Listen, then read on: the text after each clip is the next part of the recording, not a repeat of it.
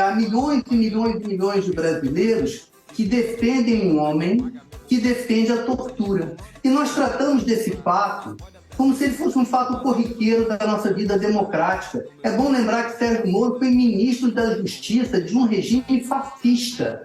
Então, quando falarmos de Sérgio Moro, não podemos, não é uma questão meramente de opinião, eu gosto ou não gosto, não, é uma questão de fatos. Ele foi ministro da Justiça de um regime liderado por um torturador. Ou eu estou dizendo uma inverdade?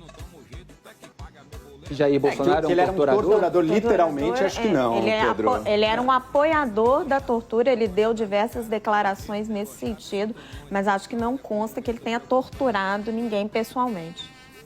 Eu vou lembrar o momento em que ele torturou uma pessoa pessoalmente. Quando ele fez o voto dele a favor da abertura do processo do impeachment de Dilma, ele fez um elogio ao torturador dela, na presença dela. Pois bem, me desculpem, elogiar o torturador, no caso um torturador condenado, na presença da vítima torturada, é reincidir no ato de tortura. Ele fez isso publicamente. Esse é um ato de tortura. E outra coisa, defender a tortura é também um ato de tortura.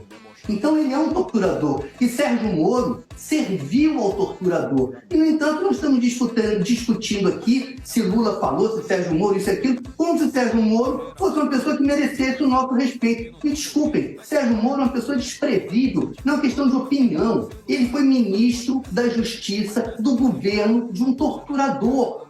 É isso que me espanta, que esse debate, como eu digo, fique fingindo que que o Brasil não passou pelo que passou. O Brasil não é o mesmo que era antes. O Brasil tem que olhar na sua própria cara e ver que é um país fascista, um país que botou na liderança um homem torturador.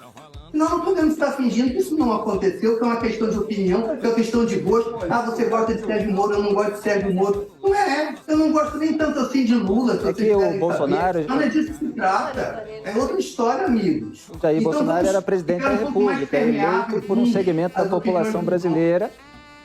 Evidentemente tem declarações dele que todos nós criticamos aqui, o passado que aos poucos também foi sendo revelado, tudo como a gente faz ao longo de cada governo. Sim, amigo, que nós só não sofremos um golpe de Estado efetivo porque Donald Trump não se elegeu nos Estados Unidos.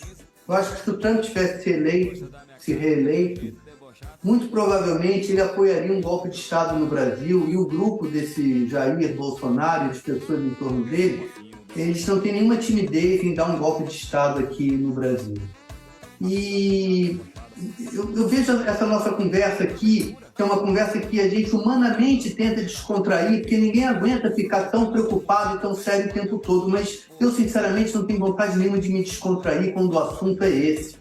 Eu acho que o fascismo brasileiro, ele mobilizou o pensamento. Há 44% disso aí, matar o pesquisa, de pessoas que temem que o Brasil vire um país comunista, o que é um delírio absoluto, né?